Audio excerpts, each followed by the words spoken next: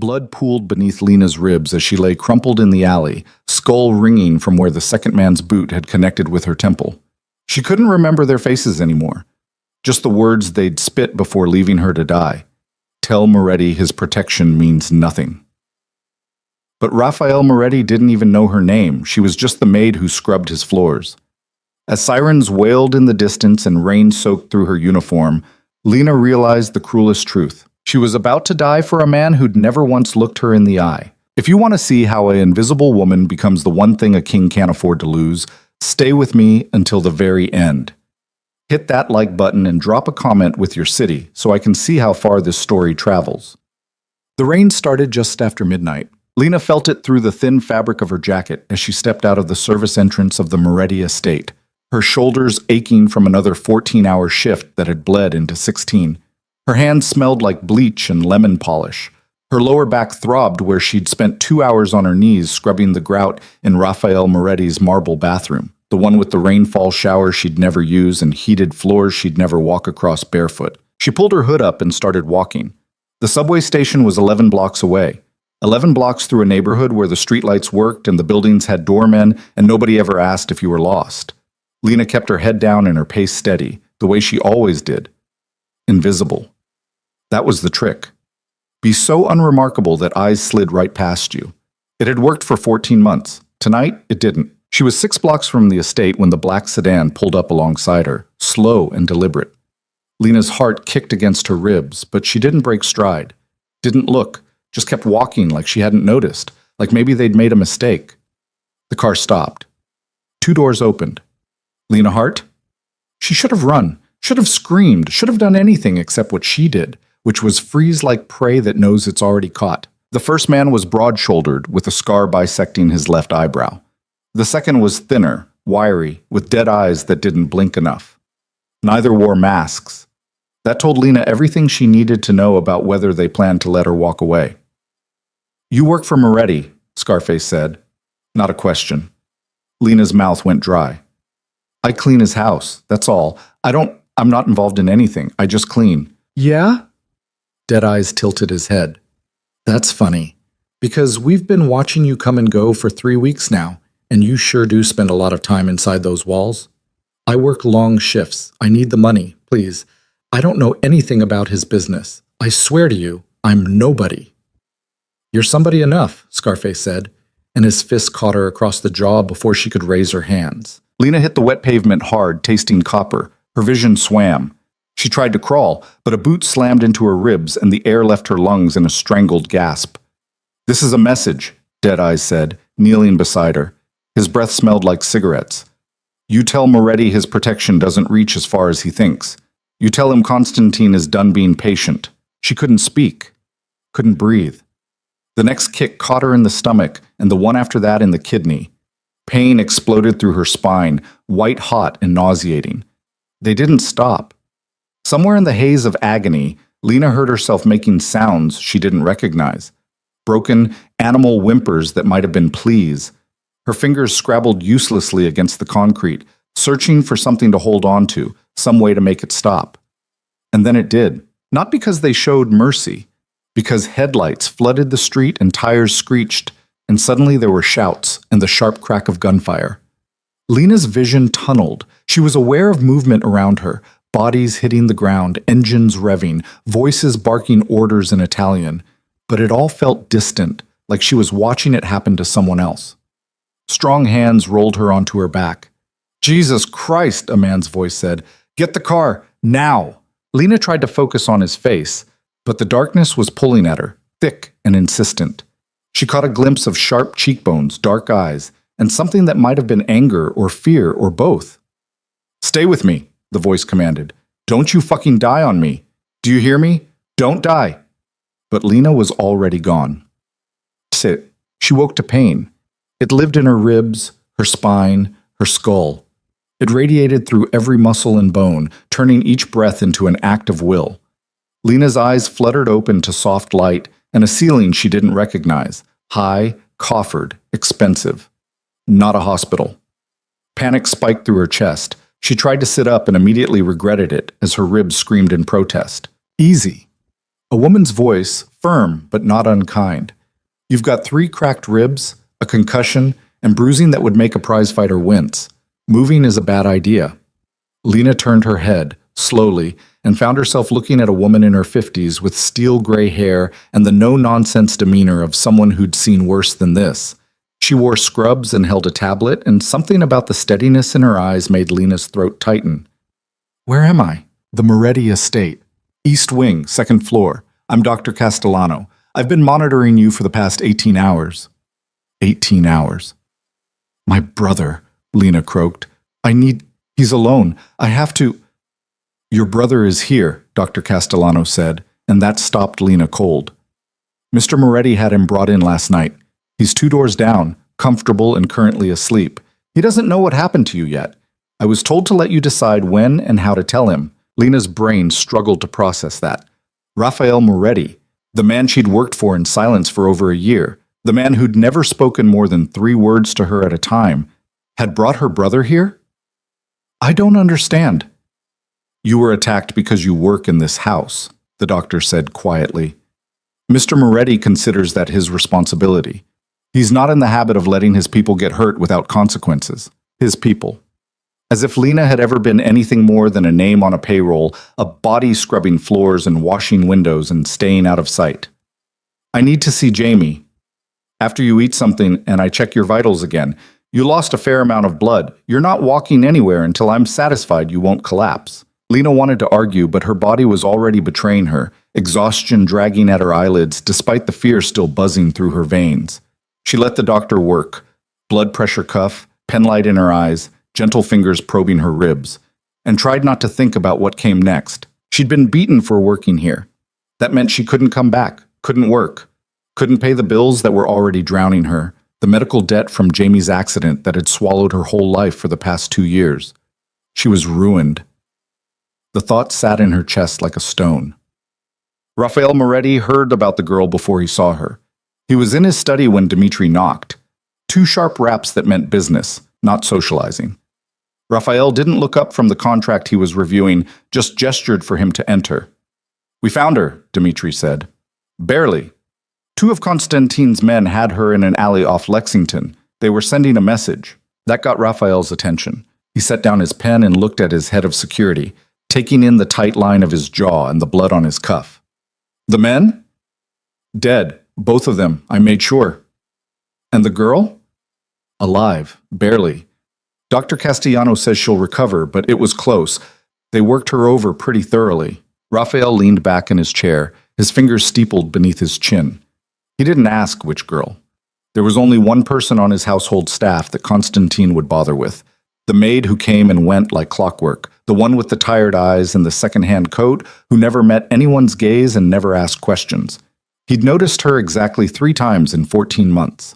Once, when she'd knocked over a vase while cleaning and looked so stricken he'd almost felt bad for her. Once when he'd passed her in the hall, and she'd pressed herself against the wall to let him by, like she was trying to disappear into the plaster.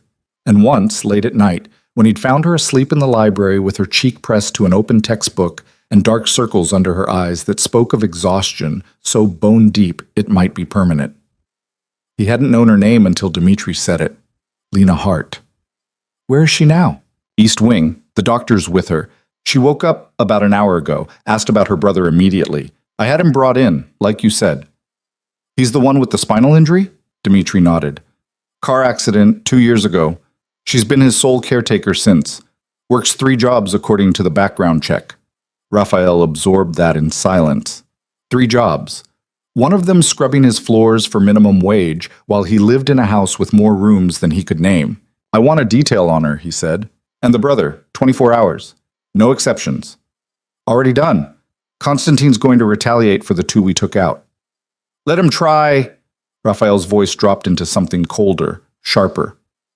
"He put hands on someone under my roof. That requires an answer. With respect, she's a maid. She's not. She's mine." The words came out harder than Raphael intended, and he saw Dimitri's eyebrows rise fractionally. "Anyone who works in this house, who relies on me for their livelihood, is under my protection. Constantine knows that. This was a test. If I let it slide, every 2-bit hustler in the city will think they can take shots at my people." Dmitri knew better than to argue. Understood. What do you want done? Find out where the order came from. I want names, locations, and leverage. And I want to know why Constantine thinks he can afford to start a war over territory we settled 6 months ago. On it. After Dmitri left, Raphael sat alone in the silence of his study, staring at the city lights beyond the window. 14 stories below, the streets of Manhattan glittered like a circuit board, all cold electricity and no warmth. He thought about the girl, Lena, and the way she'd looked that one night in the library, small and exhausted and utterly alone. He thought about the fact that she'd nearly died tonight for the crime of cleaning his bathroom. And he thought about the last time someone under his protection had been hurt because of him, and the promises he'd made standing over their grave. Raphael Moretti didn't make the same mistake twice. Lena saw her brother for the first time in 36 hours and nearly broke down. Jamie was propped up in a bed that looked like it cost more than their apartment, surrounded by pillows and blankets, his wheelchair parked neatly beside him. He looked better than he had in months, rested, clean, not gray with pain and exhaustion. Lena, his voice cracked. What the hell happened? She'd rehearsed what to say. Practiced keeping it vague, keeping him from worrying. But the moment she saw him, the story she'd prepared crumbled. I got mugged, she said, which wasn't technically a lie. Wrong place, wrong time. It's okay. I'm okay. Jamie's eyes, so much like their mother's, it sometimes hurt to look at him, narrowed. You're in Raphael Moretti's house. That's not okay. That's insane. What aren't you telling me? It happened near the estate. His people found me. They brought me here because... She faltered. Because why? Because Raphael Moretti gave a damn about the woman who cleaned his floors? That didn't make sense. Because I work for him. He considers it his responsibility. You clean for him. You're not... Lena, you don't owe him anything. We should leave. And go where? The exhaustion she'd been fighting crashed over her all at once. Back to the apartment with the broken heat and the neighbors who deal meth? Back to me working myself into the ground while you sit alone all day because we can't afford help? Jamie, I can barely afford your medications. I'm drowning. We both are. She hadn't meant to say it, hadn't meant to let the desperation show, but it was out now, raw and true, and Jamie's face went pale. I'm sorry, he whispered. I'm so sorry, Lena. This is my fault. If I hadn't... Don't. She reached for his hand, ignoring the pain in her ribs. Don't you dare blame yourself for some drunk running a red light. You didn't ask for this. Neither of us did. But you're paying for it. We're surviving it. That's what matters. They sat in silence for a while, hands clasped, both of them pretending they weren't terrified of what came next. Raphael came to see her on the third day. Lena was sitting up in bed, reading a book Dr. Castellano had brought her, when the door opened and he walked in without knocking. She recognized him immediately. It was impossible not to.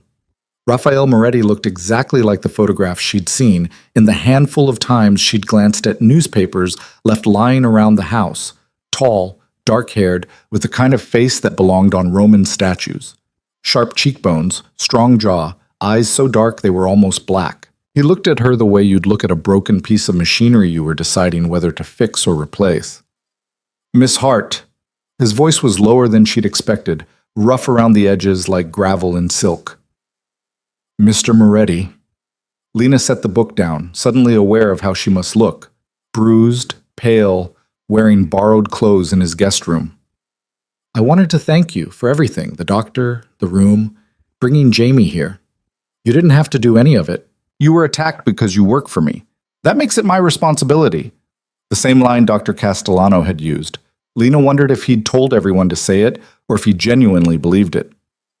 I understand if you need to let me go, she said quietly. I don't want to cause problems for you. If my being here puts your household at risk, you're not going anywhere, she blinked. I'm sorry? Raphael moved further into the room, and Lena noticed the way he carried himself, controlled, deliberate, like every step was a calculated decision. He stopped at the foot of her bed, hands in his pockets, studying her with an intensity that made her skin prickle. The men who hurt you are dead, he said. The man who gave the order will be dealt with. You'll continue working here with a significant raise and a security detail. Your brother will remain in the East Wing for as long as necessary. Dr. Castellano will oversee his care. Lena's brain stalled. I can't. Mr. Moretti, I can't afford. You're not being asked to afford anything. Consider it part of your employment benefits. I clean your house. People don't get benefits like that for scrubbing floors. People who work for me and nearly die because of it do. His tone didn't invite argument. You have medical debt, student loans, rent on an apartment in a neighborhood that should be condemned. I'm aware of your financial situation, Miss Hart. It's being addressed. Horror and humiliation flooded through her in equal measure. You had me investigated. I had you protected. The investigation was a byproduct. If you're going to be targeted because of your association with me, I need to know who might use your vulnerabilities as leverage. I'm not associated with you. I work for you. There's a difference. Something flickered across his face, too quick to read, gone before she could name it. Not anymore. Constantine made you my business when he put his hands on you. That changes things. I don't want to be your business. The words came out sharper than she'd intended, frustration overriding caution. I want to work, pay my bills, take care of my brother, and stay invisible. That's all I've ever wanted. You don't get to decide I'm under your protection like I'm some kind of asset to manage. Raphael's expression didn't change, but something in his eyes did. Something that might have been surprise or interest, or both. You'd rather go back to working 3 jobs and drowning in debt than accept help? I'd rather not owe a man like you anything I can't pay back. The silence that followed was sharp enough to cut. A man like me, Raphael repeated softly. You think you know what kind of man I am? Lena met his gaze, even though every instinct screamed at her to look away. I know what people say. I know what kind of business you run. And I know that people who owe you favors don't usually get to walk away clean. Smart, he said, and there was something almost approving in his tone. You're right to be cautious, but you're wrong about one thing. What's that? You don't owe me anything. What I'm offering isn't a loan. It's a consequence of your employment. You were hurt on my watch, and I'm correcting that. If it makes you feel better, consider it a liability issue. I don't want you suing me for inadequate security. It was bullshit, and they both knew it. But it gave Lena an out, a way to accept without feeling like she was selling herself into some kind of indentured servitude. I can still work? She asked carefully. If you want to, though I'm told you should rest for at least another week. I can't afford to rest for a week. You can now. Your paychecks will continue, and when you're ready to return, you'll find your hours adjusted and your responsibilities limited. No more 16-hour days. Lena wanted to argue, wanted to tell him she didn't need his charity, that she'd been taking care of herself and Jamie just fine before he decided to play savior. But the truth was, she hadn't been fine. She'd been drowning. And this man, this dangerous, complicated man whose world she didn't understand, was throwing her a lifeline. Pride was a luxury she couldn't afford. Okay, she said quietly. Thank you. Raphael nodded once, then turned to leave. He was at the door when Lena spoke again. Why? He paused, hand on the doorknob. Why what? Why do you care? You didn't even know my name 3 days ago. Raphael looked back at her, and for just a moment the mask slipped. She saw something raw beneath it, something that looked like old pain and older guilt. Because I should have, he said, and because no one else will. Then he was gone, the door clicking shut behind him, and Lena was left alone with the echo of his words and the unsettling realization that Raphael Moretti might be more than the monster everyone said he was. Or maybe that just made him more dangerous. The days blurred together after that. Dr. Castellano checked on her twice daily, monitoring her healing with the kind of thoroughness that spoke of real concern, not just professional obligation. Jamie spent hours in her room, the two of them talking about everything and nothing, avoiding the elephant in the room that was their bizarre new living situation. Security guards rotated through the hallway outside, always two, always armed, always polite, but distant. And Raphael stayed away. Lena told herself she was relieved, that his absence made things easier, less complicated. She didn't need him checking on her, didn't need to navigate the strange tension that had hung in the air during their one conversation. But she noticed his absence anyway. On the 5th day, she was finally cleared to walk around. Dr. Castellano warned her to take it slow, not to push too hard, and Lena nodded dutifully while planning to ignore every word. She'd been lying in bed for 5 days. She was going stir-crazy. Jamie was in physical therapy, something Dr. Castellano had arranged with a specialist who apparently made house calls for the right price. So Lena ventured out alone, moving slowly through hallways she'd only ever seen while carrying cleaning supplies. The east wing was quieter than the main house, more private. Lena passed doors that were closed, others that stood ajar, revealing glimpses of rooms that looked untouched, museum perfect, and utterly lifeless. She was about to turn back when she heard voices. "Can't keep her here indefinitely. It's a security risk." "She's not a risk. She's a witness. Constantine knows she can identify his men." "His men are dead." "His organization isn't. You know how this works, Dmitri. She's a loose end. Keeping her close keeps her safe." Lena froze. She knew she should walk away, that eavesdropping on Raphael Moretti's private conversations was a monumentally stupid idea. But her feet wouldn't move, and when Constantine decides safe isn't good enough, Dmitri's voice was hard. "When he decides to make an example anyway, what then?" "Then I make sure he regrets it." "By starting a war over a maid? By finishing what he started when he put hands on someone under my roof?" Raphael's voice dropped lower, colder. "I've let Constantine push boundaries for 6 months because I was trying to avoid bloodshed. That ends now. He wants to test me? Fine. But he's going to learn that some lines you don't cross." "She's not worth it." The silence that followed was so heavy Lena could feel it through the door. "Get out," Raphael said quietly. "Boss, get out." Footsteps approached the door. Lena stumbled backward, heart hammering, but she wasn't fast enough. The door swung open and Dmitri nearly walked into her. He stopped, eyes narrowing. "Miss Hart, I got lost. I'm sorry, I didn't mean to." "How much did you hear?" Lena's mouth went dry. Lying seemed like a bad idea, but telling the truth seemed worse. "Enough to know I'm causing problems I didn't ask for." "You should go back to your room." "I should leave," Lena said. "I should take Jamie and go back to our apartment and let you people handle your business without—" "Lena!" Raphael appeared in the doorway behind Dmitri, and the look on his face stopped her mid-sentence. "My office," he said. "Now." It wasn't a request. Dmitri stepped aside. Lena walked past him on legs that felt unsteady, very aware of how small she was next to both men, how fragile her ribs still felt, how completely out of her depth she'd become. Raphael's office was exactly what she'd expected. Dark wood, expensive furniture, floor-to-ceiling windows overlooking Manhattan. He closed the door behind them and gestured to a chair. "Sit." Lena sat. Raphael leaned against his desk, arms crossed, studying her with that same unsettling intensity. "How much did you actually hear?" "That I'm a security risk. That keeping me here might start a war. That your head of security thinks I'm not worth it." She lifted her chin. "He's right. I'm not. That's not your call to make." "It's my life. I think that makes it exactly my call. Your life became my concern the moment Constantine's men put you in a hospital bed. You don't get to opt out of my protection just because it's inconvenient." "Inconvenient?" Lena laughed, and it came out bitter. "Mr. Moretti, I'm a 26-year-old woman with a high school diploma and $50,000 in medical debt. I'm nobody. Starting a war over me is insane. I'm not starting a war, I'm finishing one. There's a difference." "Not to me." Raphael pushed off the desk and moved closer, and Lena had to fight the urge to shrink back. He stopped a few feet away, close enough that she had to tilt her head back to meet his eyes. "You want to know why I'm doing this?" he asked quietly. "You want the real answer?"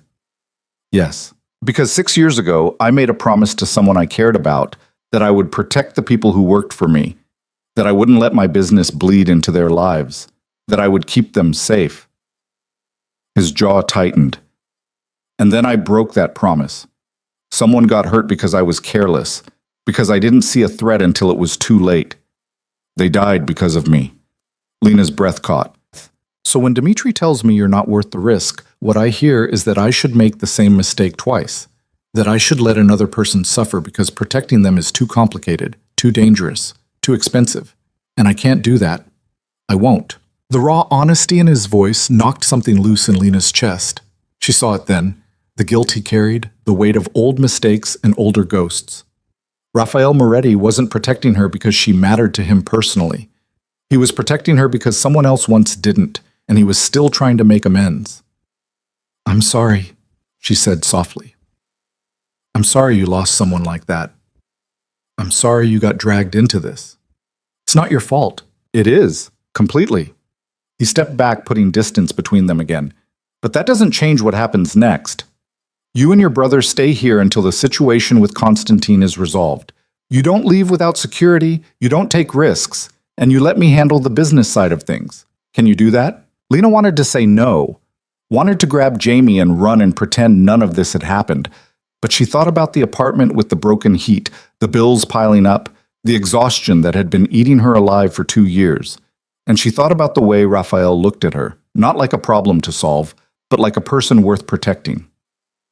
Okay, she whispered. Okay. Raphael nodded once. Good.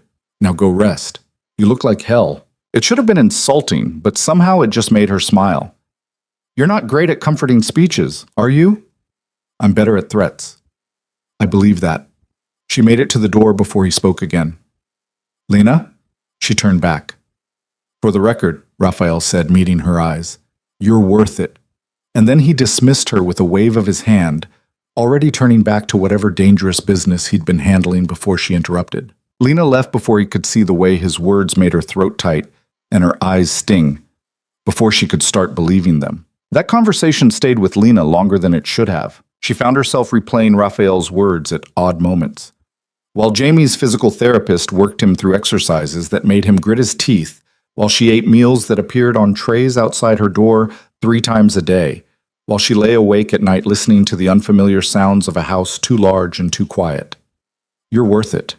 He'd said it like he meant it, like her value wasn't something she had to earn or prove. Nobody had ever said that to her before. Not like that. By the 7th day, Lena was climbing the walls. Her ribs still ached when she moved wrong, but the sharp agony had dulled to something manageable. Dr. Castellano had cleared her for light activity, which Lena immediately translated as permission to stop being useless. She found the kitchen at 6 in the morning when the house was still sleeping and the staff hadn't arrived yet. It was a massive space, all gleaming stainless steel and marble countertops, the kind of kitchen you saw in magazines. Lena stood in the doorway for a moment, feeling like an intruder, before her practical side kicked in and reminded her that she'd scrubbed this floor on her hands and knees at least a dozen times. She had as much right to be here as anyone. She was elbow-deep in dishwater, washing the few plates she and Jamie had used the night before, when a voice behind her made her jump. You're supposed to be resting. Lena spun around, soapy hands dripping, and found Raphael standing in the doorway. He was dressed more casually than she'd ever seen him, dark slacks and a white shirt with the sleeves rolled up. No tie. Hair slightly mussed like he'd been running his fingers through it. He looked tired. Human. I've been resting for a week, Lena said, turning back to the sink. I was going stir-crazy. So you decided to do dishes at 6 in the morning. I decided to do something useful. There's a difference. She heard him move closer, felt his presence at her back like heat. When she glanced over her shoulder, he was leaning against the counter, arms crossed, watching her with an expression she couldn't read. You don't have to earn your place here, Lena. I'm not trying to earn anything. I'm trying to feel less like a charity case.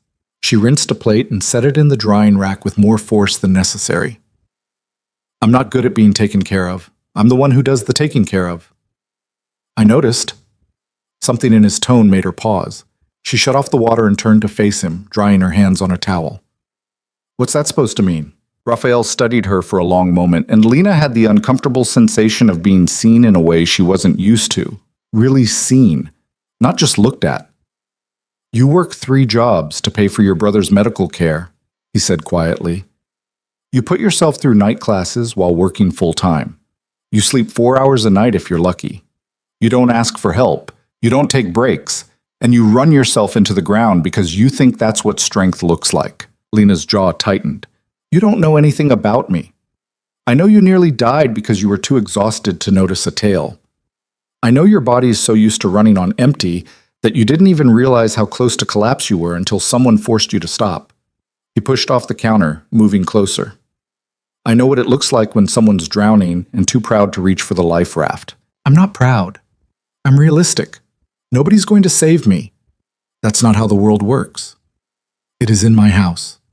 The conviction in his voice startled her. Lena wanted to argue, wanted to tell him he was wrong, that his money and his power couldn't fix everything. But standing there in his kitchen at dawn, looking at a man who'd turned his entire world upside down to protect someone he barely knew, she couldn't make the words come. "Why do you care?" she asked instead, hating how small her voice sounded. "I already told you." Not the guilt answer, the real one. Raphael's expression shifted, something guarded sliding behind his eyes. For a moment, Lena thought he wouldn't answer. Then he said, "Because I understand what it's like to carry weight that isn't yours.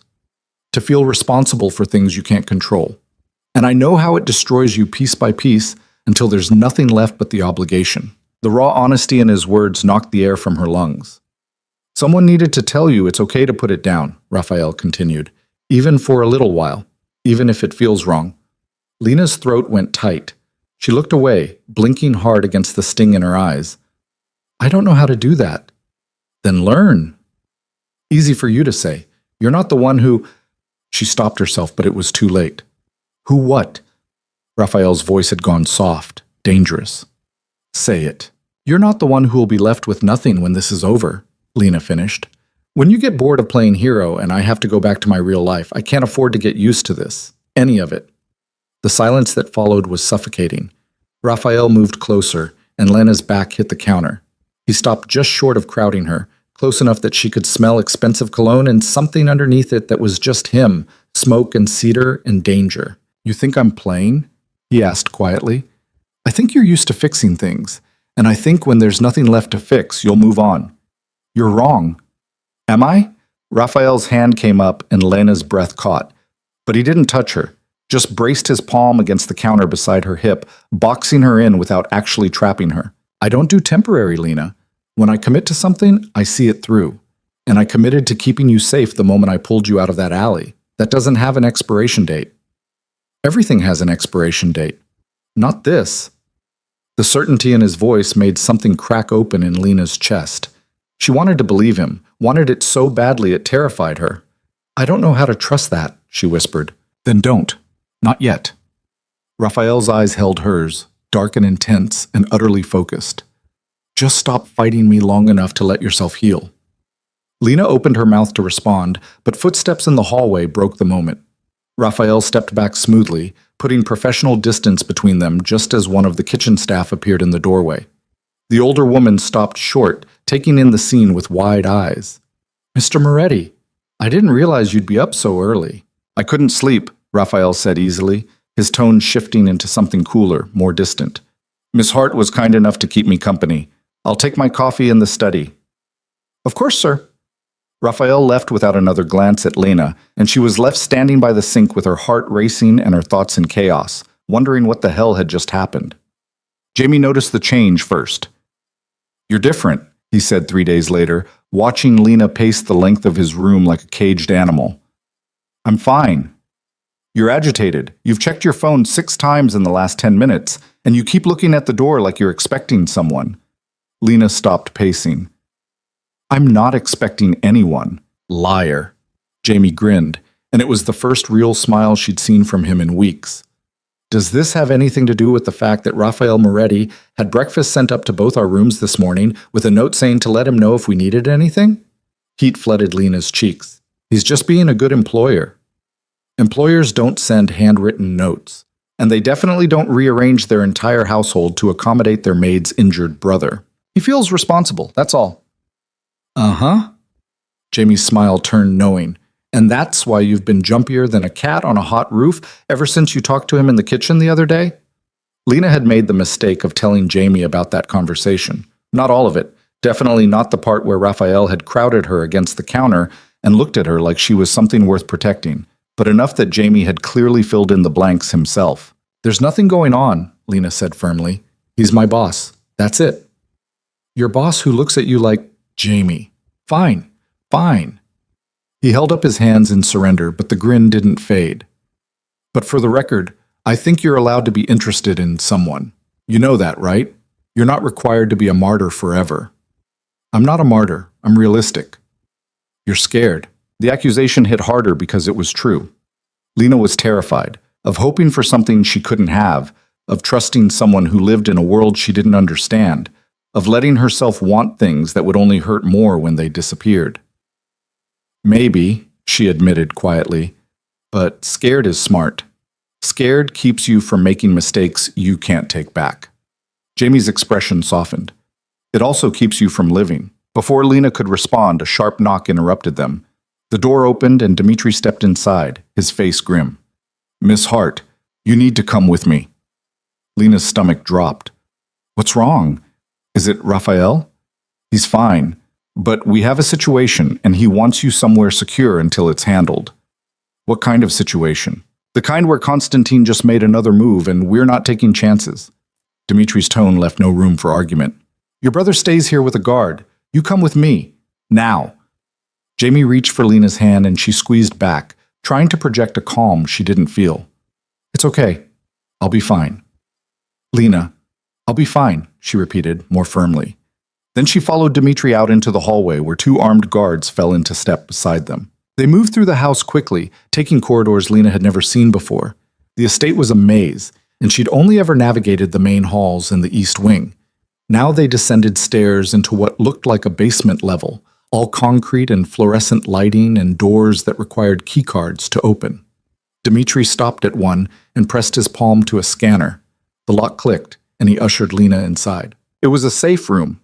Lena recognized it immediately. Reinforced walls, no windows, a single exit. There was a couch, a small kitchenette, and a bathroom. Everything you'd need to wait out a crisis in uncomfortable safety. "How long?" she asked. "However long it takes. Boss's orders." Dimitri's expression softened fractionally. "There's food in the fridge, water in the cooler. If you need anything, use the intercom. We'll let you know when it's clear." Then he was gone, and Lena was alone with her racing thoughts and the sick certainty that whatever was happening upstairs, Raphael was in the middle of it. She lasted 2 hours before the walls started closing in. Lena tried to distract herself, made tea she didn't drink, flipped through magazines without reading them, paced until her ribs protested. But all she could think about was Raphael facing down Constantine's people, putting himself in danger because of her, because she'd become his responsibility and his weakness all at once. When the intercom crackled to life, she nearly jumped out of her skin. "Miss Hart." It was Dimitri's voice, rough with exhaustion. "You're clear to come up. Boss wants to see you." "Is he hurt?" A pause. "He's alive. That's what matters." Lena's blood turned to ice. She was out the door before Dmitri finished speaking, taking the stairs 2 at a time despite the pain in her ribs. One of the guards tried to keep pace, but she left him behind, navigating by instinct and adrenaline until she burst into the main hallway. Dmitri was waiting. Second floor, west wing, third door on the left. Doctors with him. Lena ran. She found Raphael in what looked like a private sitting room. Dr. Castellano bent over him with a medical kit spread across the coffee table. There was blood, not a lot, but enough to make Lena's vision tunnel, and Raphael's shirt was torn at the shoulder where someone had clearly taken a knife to him. "Jesus," Lena breathed. Raphael's head snapped up. "You're supposed to be in the safe room." "Dmitri said I could come up. What the hell happened?" A conversation got heated. Raphael winced as the doctor probed the wound. "It's handled." "Handled? You're bleeding. It's a scratch. It's 4 inches long and needs stitches," Dr. Castellano interjected dryly. "Stop moving or I'll sedate you." "You wouldn't dare." "Try me." Lena crossed the room before she could second-guess it, dropping to her knees beside Raphael's chair. Up close, she could see the exhaustion carved into his face, the tension in his jaw, the way his hands were clenched on the armrests like he was holding himself together through sheer will. "What happened?" she asked again, quieter this time. Raphael met her eyes, and something in his expression cracked. "Constantine wanted to negotiate. I declined. He took exception." "You got stabbed because you wouldn't negotiate?" "I got stabbed because he thought threatening you would make me more cooperative." Raphael's voice went cold and hard. "He was wrong." Lena's breath caught. "He threatened me?" "He suggested that accidents could happen to anyone, no matter how well protected, that it would be a shame if your brother's care was interrupted, or if you found yourself alone in the wrong neighborhood again." Raphael's eyes never left hers. "I explained that if he so much as looked in your direction, I would burn his empire to ash and salt the earth where it stood." "And he stabbed you for that?" "One of his men got jumpy. Dmitri handled it. The casual way he said it, like getting stabbed was just another Tuesday, made Lena want to scream. Instead, she reached out and took his hand, threading her fingers through his before she could talk herself out of it. Raphael went very still. You're an idiot, Lena said quietly. I'm aware. You could have been killed. I wasn't. But you could have been. And for what? To prove a point? To protect someone you barely know? Raphael's hand tightened on hers. I know you well enough. You don't know anything about me. Not really. You know facts from a background check and what you've seen over the past week. That's not knowing someone. Then tell me, Raphael said, his voice low and intense. Tell me something real, something that isn't in any file. Dr. Castellano cleared her throat. I'm going to give you two some privacy. Raphael, don't move for at least 30 minutes. The local anesthetic needs time to work before I finish stitching.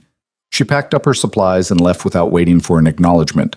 The door clicked shut, and Lena became acutely aware that she was still holding Raphael's hand, still kneeling beside his chair close enough to see the gold flecks in his dark eyes. I'm afraid of thunderstorms, she said abruptly. Raphael blinked. What?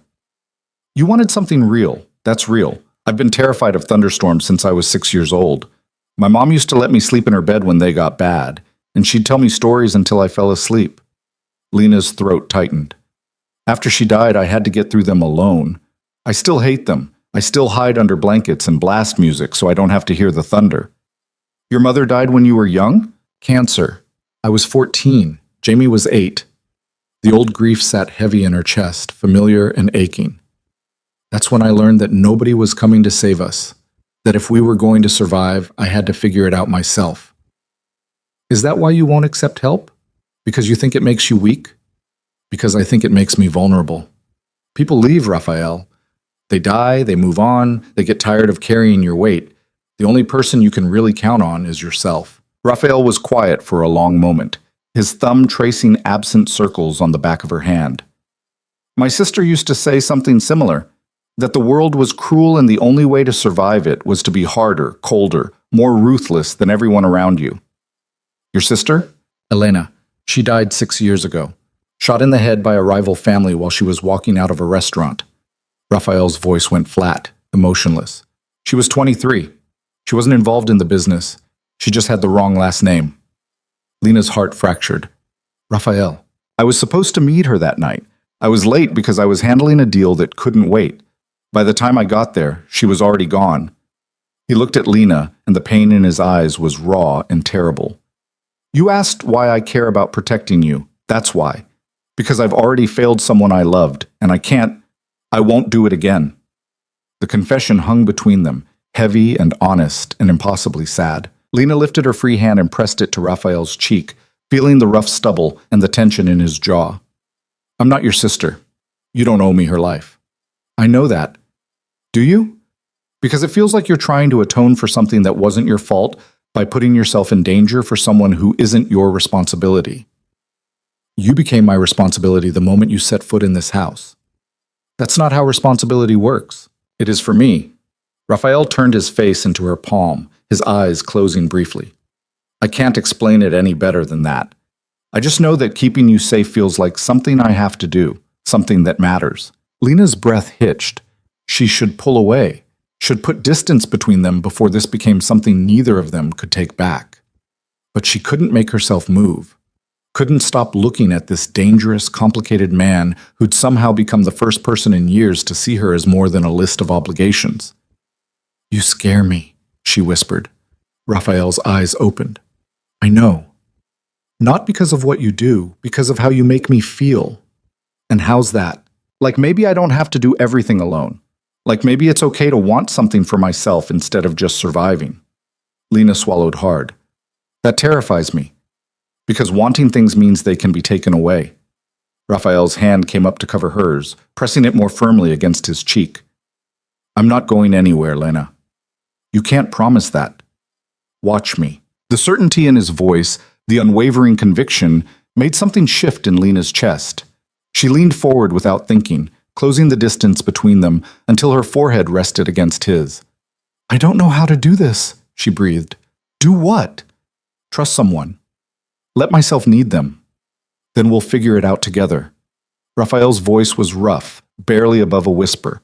One day at a time, one moment at a time, whatever you can handle. Lena closed her eyes, letting herself exist in this suspended moment, kneeling on the floor of a stranger's mansion, holding the hand of a man who killed people for a living, feeling safer than she had in years. "One moment at a time," she repeated. Raphael's thumb brushed across her cheekbone, a touch so gentle it made her ache.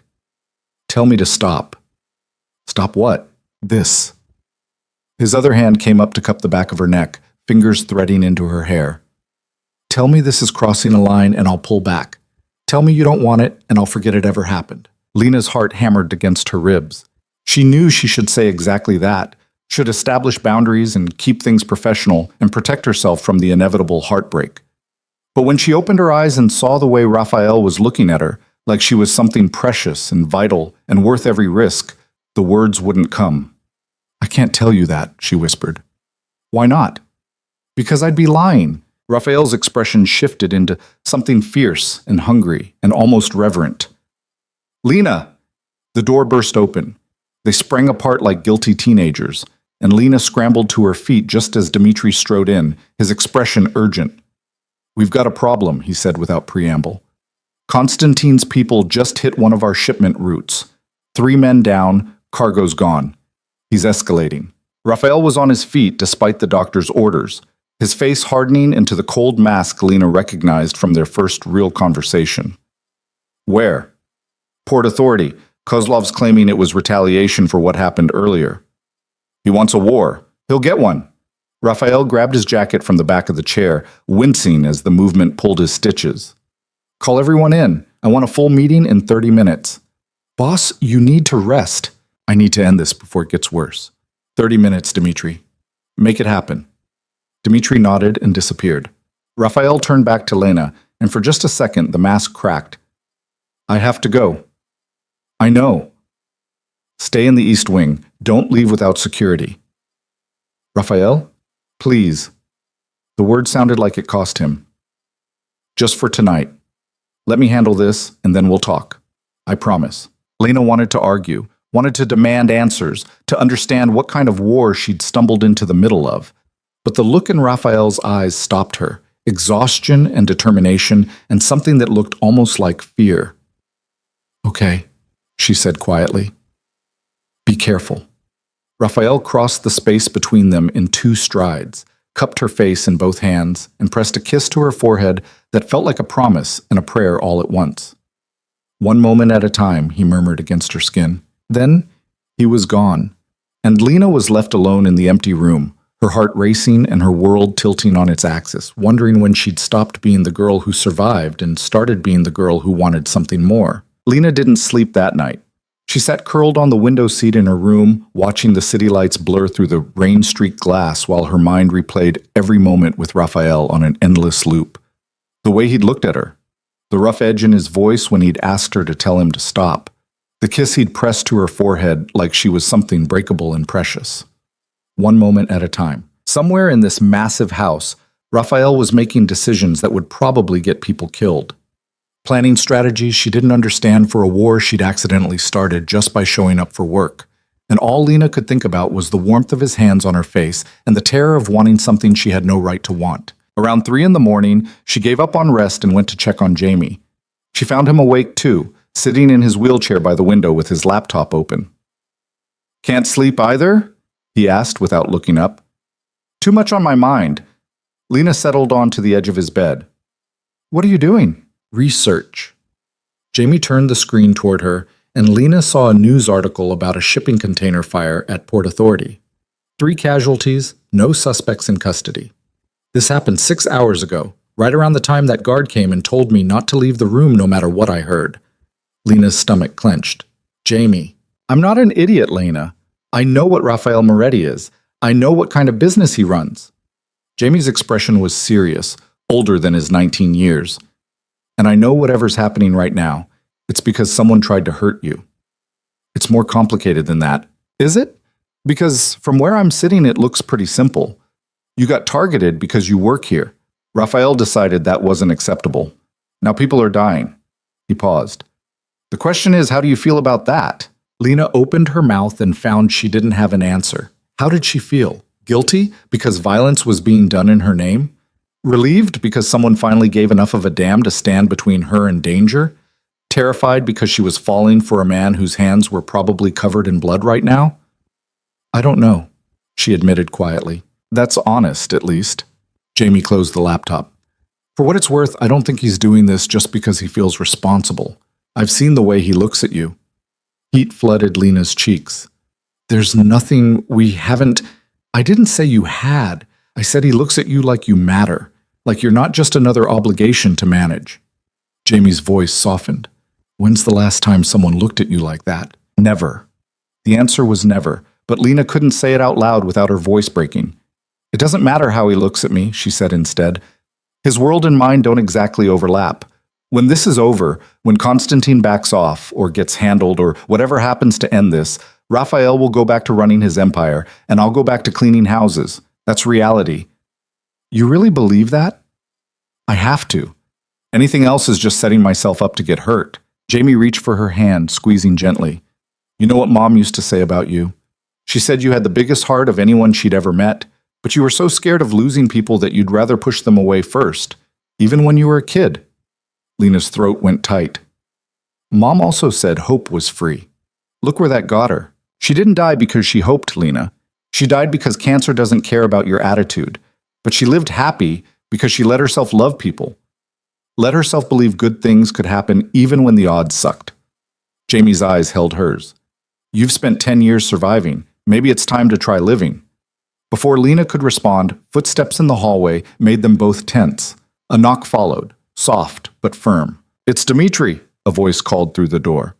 Boss wants to see you, Miss Hart. Lena's heart kicked into overdrive. She squeezed Jamie's hand once more and stood. I'll be back.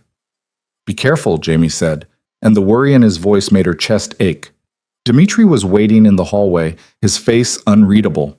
He looked exhausted, with dark circles under his eyes and tension in his jaw that spoke of a very long night. Is he hurt? Lena asked immediately. He's fine. Meeting ran long, that's all. Dimitri started walking, and Lena fell into step beside him. He's in his private study. 3rd floor, south wing. They moved through the quiet house in silence. Lena wanted to ask what had happened at the meeting, whether the situation with Constantine had been resolved, if more people had died while she'd sat safe in her room. But Dimitri's expression didn't invite questions.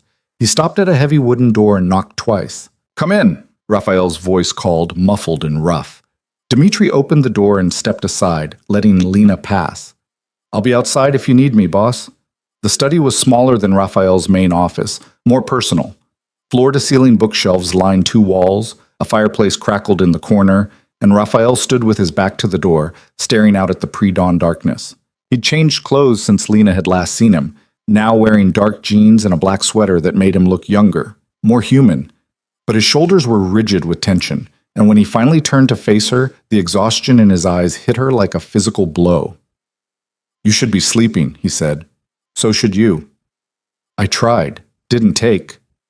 Raphael moved to a small bar cart and poured 2 glasses of whiskey. He held one out to Lena. You drink? Not usually. Make an exception. Trust me. Lena took the glass and sipped. The whiskey burned going down, but the warmth that spread through her chest was almost worth it. Raphael drained his own glass in one swallow and poured another. Bad night? Lena asked quietly. Productive night. There's a difference. He gestured to the couch near the fireplace. Sit, please. Lena sat, and Raphael settled beside her, close enough that their knees almost touched. Up close, she could see the strain carved into his features, the tightness around his mouth, the way his hands weren't quite steady. Constantine's backing off, Raphael said abruptly. We came to an arrangement. Relief flooded through Lena so hard and fast it made her dizzy. Really? He gets the shipping routes he wanted. I get assurances that you and your brother are permanently off limits. Anyone in his organization who so much as looks at you wrong answers to me directly. Raphael's jaw tightened. He wasn't happy about it, but he's smart enough to know when to fold. You gave up territory for me? I gave up territory I didn't need for your safety. There's a difference. Raphael, don't. He set his glass down hard enough that the crystal clinked against the table. Don't tell me it wasn't worth it. Don't tell me I should have let you take your chances. I made a choice, and I'd make it again. The fierce conviction in his voice stole Lena's breath. She set her own glass aside and turned to face him fully. How many people died tonight? Raphael's expression shuddered. Why does that matter? Because I need to know. Because if people are dying because of me, I need to carry that weight too. You don't get to protect me from the consequences of your choices. For a long moment, Raphael just looked at her, something complicated and almost pained flickering across his face. Then he said, 4. 3 of Constantine's men in the initial hit on our shipment, one of mine who didn't make it to the hospital in time. Lena's stomach turned. And you're okay with that? No. But I'm okay with the alternative even less. Raphael reached out and caught her hand, threading their fingers together. The man I lost tonight, his name was Marcus. He had a wife and a daughter. I called them an hour ago and told them he died protecting something important and that his family would be taken care of for the rest of their lives. His voice went rough. That doesn't make it okay. Nothing makes it okay. But it's the cost of the world I live in. I don't know how you do it, Lena whispered. How you live with that. Honestly, some days I don't know either. Raphael's thumb traced circles on the back of her hand, an absent gesture that felt achingly intimate. But then I think about the alternative. Walking away, letting it all fall apart, watching people I'm responsible for get hurt because I wasn't strong enough to make the hard calls. And I realize I don't actually have a choice. This is who I am. It's not all you are. Raphael's eyes snapped to hers. You don't know that. Yes, I do. Because the man who runs a criminal empire doesn't bring in a maid's injured brother and pay for his medical care. He doesn't sit with her at dawn and tell her it's okay to put down the weight she's carrying. He doesn't give up territory to keep her safe. Lena squeezed his hand. You're more than what you have to be for survival, Raphael. You just don't let yourself see it. Something cracked in Raphael's expression, something raw and vulnerable that he tried to hide by looking away. But Lena saw it, saw the man beneath the armor, the one who carried guilt like a second skin, and believed he didn't deserve anything softer than the violence that surrounded him. You're dangerous, Raphael said quietly. Me? You make me want things I can't have, things I gave up on a long time ago. Lena's heart stuttered. Like what? Like this. Raphael lifted their joined hands, pressing a kiss to her knuckles. Like someone who sees past the blood and the business to the person underneath. Like mattering to someone for reasons that have nothing to do with power or fear. You do matter, to me. The words came out barely above a whisper, but they felt like jumping off a cliff. I know I shouldn't. I know this is complicated and probably a terrible idea, but I can't help it. You matter to me. Raphael's eyes closed briefly, and when they opened again, the hunger in them made Lena's breath catch. Tell me to leave you alone, Lena. Tell me to keep my distance and stay professional, and I will. But if you don't say it now, I'm not going to be able to. Lena knew she should. Knew that getting involved with Raphael Moretti was signing up for a world of complications she didn't understand and danger she couldn't predict. Knew that loving him, because that's what this feeling was, sharp and terrifying and utterly inevitable, would probably break her heart into pieces. But she was so tired of being careful, so tired of choosing survival over living, of pushing away anything good because it might hurt later. I don't want you to leave me alone, she said. Raphael went very still. Lena, I don't want professional distance. I don't want to pretend this isn't happening. She turned on the couch to face him fully, pulling her hand free only to cup his face the way he'd done to her hours before. I want this, whatever this is. Even if it's messy and complicated and probably a mistake. It's definitely a mistake, Raphael said, but his hands came up to frame her waist, pulling her closer. I'm not good for you. My life is violence and paranoia and choices that would keep you up at night. You deserve better. What if I don't want better? What if I just want you? Raphael's control shattered. He pulled her into his lap in one smooth motion, one hand sliding into her hair while the other pressed against her lower back, and kissed her like he was drowning and she was air. Lena gasped against his mouth, her hands fisting in his sweater, and kissed him back with all the want and fear and desperate hope she'd been holding in. He tasted like whiskey and something darker, and the way he held her, like she was precious and necessary, and his, made her feel like she was flying and falling at the same time. When they finally broke apart, both breathing hard, Raphael pressed his forehead to hers. One moment at a time, he murmured. One moment at a time, Lena agreed. They stayed like that, wrapped around each other in the firelight, while outside the window the sky started to lighten and the city began to wake, And for the first time in longer than Lena could remember, she let herself hope that maybe survival wasn't the only option. Maybe there was room for something more. Oh, the next week passed in a strange, suspended reality. Constantine kept his word. The threat stopped. The hostile eyes watching the mansion disappeared, and life in the Moretti estate settled into something almost normal. Jamie's physical therapy continued, his condition improving by small increments that made Lena want to cry with relief. Dr. Castellano cleared Lena for full activity, though she still had orders to take it easy. And Raphael became a presence in her life in a way that felt both inevitable and impossible to process. He didn't hide it, didn't pretend what was happening between them was casual or temporary. He had breakfast sent to her room with handwritten notes. He showed up in the library, where she'd started reading in the evenings, and sat with her in comfortable silence. He asked about her day, her brother, her plans, like her answers actually mattered. And at night, when the house was quiet and the guards weren't watching, he'd find her, sometimes in the study where they'd first kissed, sometimes in the conservatory on the second floor that nobody else used, once, memorably, in the kitchen at 2 a.m. when neither of them could sleep. They talked, they kissed, they learned each other in increments, the way Raphael took his coffee, the fact that Lena couldn't function before 9 without caffeine, the scar on his ribs from a fight when he was 17, the way Lena's hand shook when she was nervous. It was terrifying and intoxicating, and more than Lena had ever let herself want.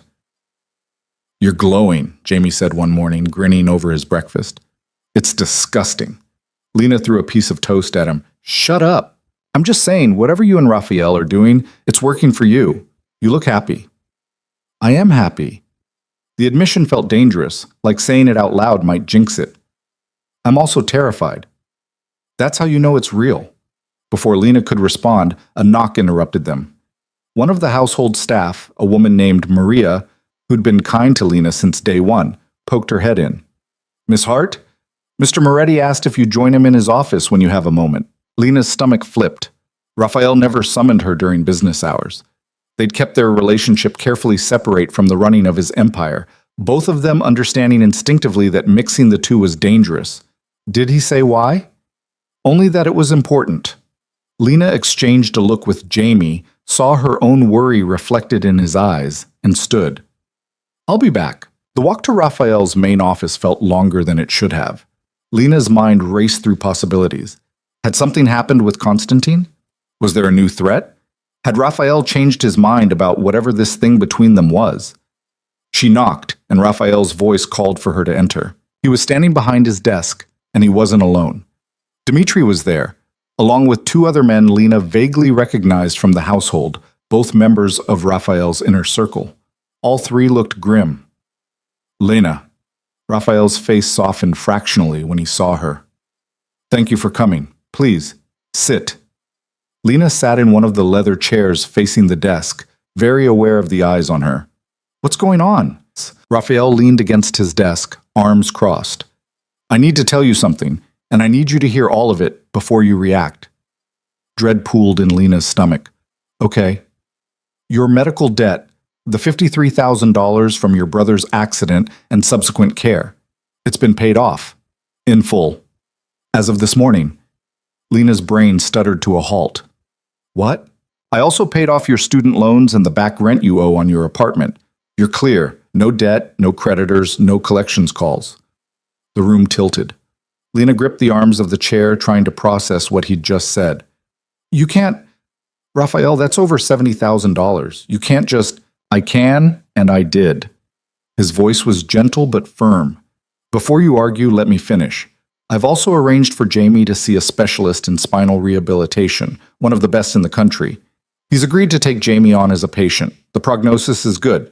Not guaranteed, but good. There's a real chance he could regain significant mobility." Lena couldn't breathe, couldn't think. The magnitude of what Raphael had just done crashed over her in waves, the debt that had been crushing her for 2 years, gone. The future she'd stopped letting herself hope for, suddenly possible. "I can't accept this," she whispered. "Yes, you can." "No, I can't. It's too much. I can't. I won't be owned like some kind of..." "You're not owned." Raphael moved around the desk and crouched in front of her chair, taking her hands in his. "You're free. That's the point. You're free from the weight that's been drowning you, free to make choices that aren't dictated by desperation. Why? Lena's voice cracked. Why would you do this? Because I can. Because you matter to me. Because watching you work yourself to death trying to survive was killing something in me I didn't know I still had. Raphael's eyes held hers, dark and intense and utterly sincere. I don't want your gratitude, Lena. I don't want you to feel obligated. I want you to have options. I want you to stay here because you choose to, not because you have nowhere else to go. Tears spilled down Lena's cheeks before she could stop them. What if I choose to leave? Pain flickered across Raphael's face, but his voice stayed steady. Then I'll make sure you and Jamie have everything you need to start fresh somewhere safe. I'll make sure you're protected, and I'll let you go. You'd really do that? I'd hate every second of it, but yes. Raphael reached up to brush away her tears with his thumbs. I meant what I said before. I don't do temporary, but I also don't do chains. You're not a prisoner here, Lena. You never were. Lena's mind reeled. She thought about the apartment she'd been paying rent on, the collection calls that had haunted her for months, the desperation that had colored every decision she'd made since Jamie's accident. All of it, gone. Erased by a man who looked at her like she hung the moon and asked for nothing in return except the chance to keep her safe. It was too much. It was everything. It was terrifying. I don't know what to say, she whispered. You don't have to say anything. Just think about it. Think about what you want, not what you think you should want or what you think I expect. Just what makes you happy. Lena looked at him, this complicated, violent, surprisingly tender man who'd turned her world upside down, and felt something settle into place in her chest. Something that felt like certainty. You make me happy, she said quietly. Being here with you makes me happy. And that scares me more than anything else in my life ever has. Raphael's expression cracked into something vulnerable and raw. Why? Because happiness can be taken away. Because I don't know how to trust that this is real, that it'll last, that I won't wake up one day and find out it was all too good to be true. Then don't trust it yet. Just stay. Give it time. Let me prove to you that this is real. Raphael's hands tightened on hers. I can't promise you perfect, Lena. My life is messy and dangerous, and sometimes people get hurt. But I can promise you honest. I can promise you that as long as you're willing to try, I'll be here. Lena's heart felt too big for her chest. She slid off the chair and into Raphael's arms, burying her face against his neck while he held her like she was the only solid thing in his world. One moment at a time, she murmured against his skin. One moment at a time, he agreed. Dmitri cleared his throat, and Lena suddenly remembered they had an audience. She pulled back, heat flooding her cheeks, but Raphael didn't let go. Just kept one arm around her waist while he turned to address his men. Dismissed, he said simply. They filed out without argument, though Dmitri paused at the door. For what it's worth, boss, I think you made the right call. Raphael nodded, and then they were alone. I should talk to Jamie, Lena said. Tell him about the specialist. He already knows. I asked Dr. Castellano to brief him this morning. Raphael's thumb traced idle patterns on her hip. I wanted you to hear it from me first. Control freak, Lena said, but there was no heat in it. Guilty. Raphael pressed a kiss to her temple. Are you angry? I don't know what I am. Overwhelmed, grateful, terrified, all of it at once. She looked up at him.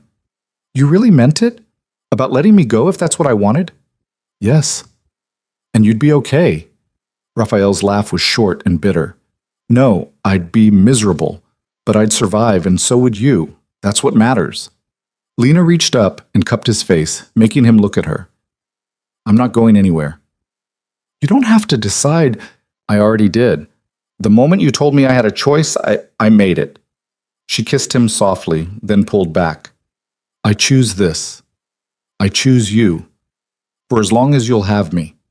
The smile that broke across Raphael's face was like sunlight through clouds, rare and beautiful, and worth every moment of fear that had led to it. Then I guess you're stuck with me, he said. I can think of worse fates. They stayed like that, wrapped in each other. While outside the office, the empire ran itself and the city churned on and the future stretched out ahead of them, uncertain and terrifying and full of possibility. For the first time in her life, Lena wasn't just surviving, she was living. The fragile peace lasted exactly 9 days. Lena should have known better than to trust it. should have recognized the quiet for what it was. Not resolution, but the breath before the storm. But she'd let herself relax, let herself believe that maybe the worst was behind them, that Raphael's arrangement with Constantine had actually worked. She was in the library with Jamie when Dmitri appeared in the doorway, his face carved from stone. "Miss Hart, I need you to come with me, now."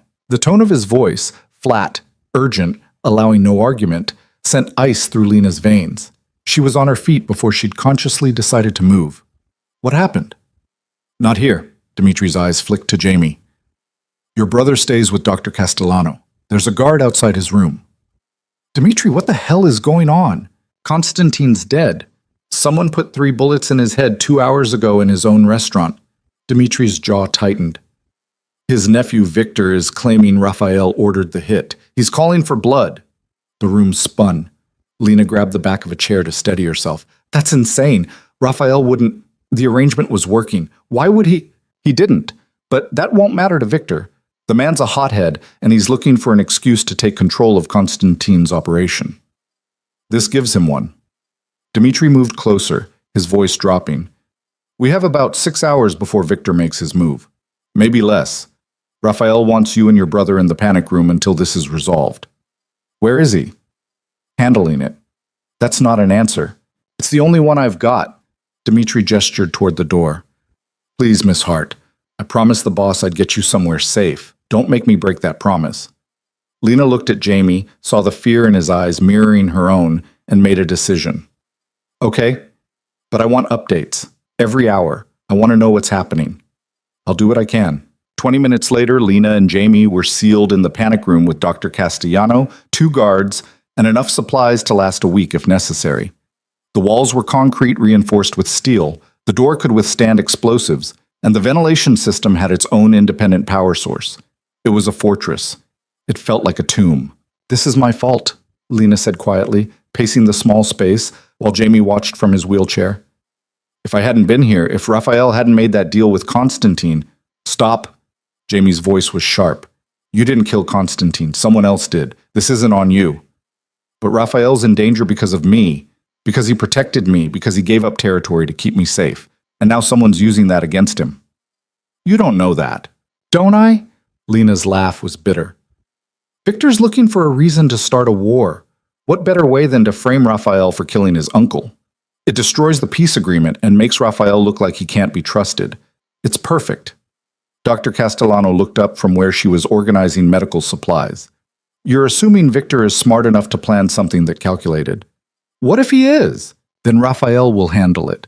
He's been navigating this world a lot longer than you've known him, Miss Hart. He knows how to survive." But surviving wasn't the same as being safe, and Lena couldn't shake the sick certainty that Raphael was walking into something that might finally be bigger than his ability to control it. The first hour passed like pulling teeth. The second was worse. By the third, Lena was ready to claw her way out of the panic room just to have something to do besides imagine all the ways this could go catastrophically wrong. When Dmitri finally came through on the intercom, his voice was strained. "Victor's making his move. He's got half of Constantine's organization convinced Raphael ordered the hit. The other half doesn't care either way. They just want blood. Raphael's calling in every favor he's owed to keep this from turning into an all-out war." Lena pressed the button to respond. "Is he safe?" A pause. "Define safe." "Dmitri, he's not hurt. Yet. But Victor's demanding a meeting. Neutral ground, just the 2 of them. Raphael's considering it." Horror flooded through Lena. "That's a trap. It has to be." "Probably. But if he doesn't go, Victor will take it as confirmation of guilt, and we'll have 20 armed men kicking down our doors by midnight." "So he goes to a meeting where he'll probably be killed, or he stays here and we all get killed anyway?" Lena's voice cracked. "Those are terrible options." "Welcome to the life." Dimitri's sigh crackled through the speaker. "I'll update you when I know more." The intercom went silent. Lena sank onto the couch, her head in her hands. Jamie wheeled over and took one of her hands in his. "He'll be okay," Jamie said, but he didn't sound convinced. "You don't know that." "No. But I know he's not stupid, and I know he's got a lot to live for now." Jamie squeezed her hand. "He's got you." The words should have been comforting. Instead, they just made the fear worse. Because now Raphael wasn't just fighting for his empire or his reputation. He was fighting for a future that included her, and the weight of that felt crushing. Another hour crawled by. Then another.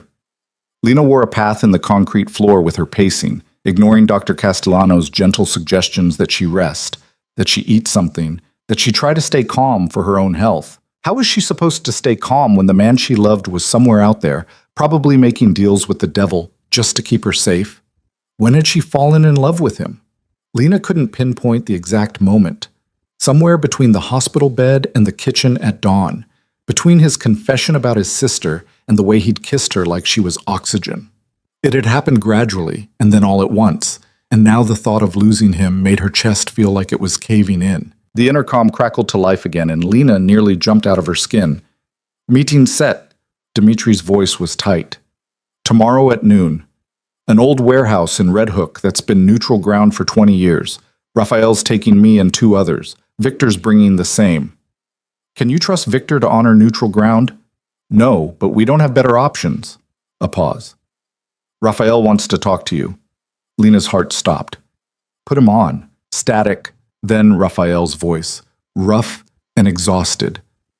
Lena, are you insane? The words burst out before she could stop them. You're walking into a meeting with someone who wants you dead. That's suicide.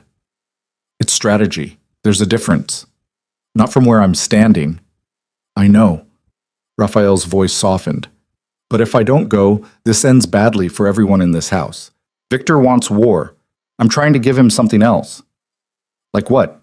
Your corpse? Like proof I didn't kill his uncle. Raphael sighed. I've got security footage from 3 different angles showing I was in a meeting with city officials when Constantine was shot. I've got phone records, witnesses, everything I need to prove Victor's wrong. I just need him to look at the evidence before he burns the city down. And you think he'll actually look? That he won't just shoot you the second you walk in? He might. But he also might listen, and that's a chance I have to take. Lena pressed her palm against the concrete wall, wishing she could reach through it and grab him. I hate this. I hate that you have to risk your life to prove something you didn't do. I know. I'm not thrilled about it either. A pause. But Lena, I need you to understand something. If this goes wrong tomorrow, don't. Her voice broke. Don't you dare say goodbye to me right now. I'm not saying goodbye. I'm saying I love you. The world stopped. Lena's breath caught, her eyes stinging with tears she couldn't blink away. Raphael, I love you, he repeated, quieter this time. I've probably loved you since that morning in the kitchen when you told me you were afraid of thunderstorms. I just didn't let myself admit it until now. You can't tell me that right before you walk into a death trap. That's not fair. Life's not fair. But I needed you to know. Whatever happens tomorrow, I needed you to know that you changed everything for me. That you made me remember what it feels like to want something more than power or control or revenge. Lena was crying now, hot tears streaming down her face, while Jamie watched with concern. You come back to me. You hear me?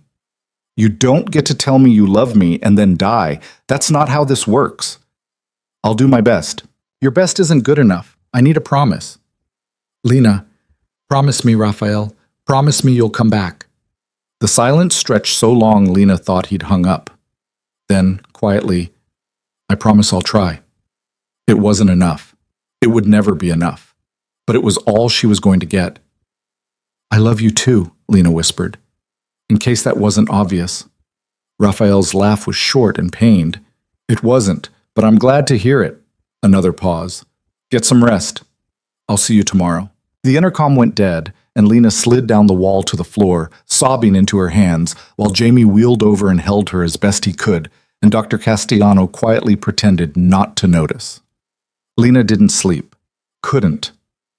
Every time she closed her eyes, she saw Raphael bleeding out in some warehouse while Victor stood over him, and the image was visceral enough to make her nauseous. By the time Dimitri came to let them out of the panic room at dawn, Lena was a wreck, eyes red-rimmed, hands shaking with exhaustion and fear, stomach too twisted to eat. Where is he? She demanded the second the door opened. Getting ready? The meeting's in 6 hours. Dimitri's expression was grim. He wants to see you before he leaves. Lena found Raphael in his study, dressed in dark slacks and a charcoal shirt, checking the magazine of a handgun with the casual efficiency of someone who'd done it 1,000 times.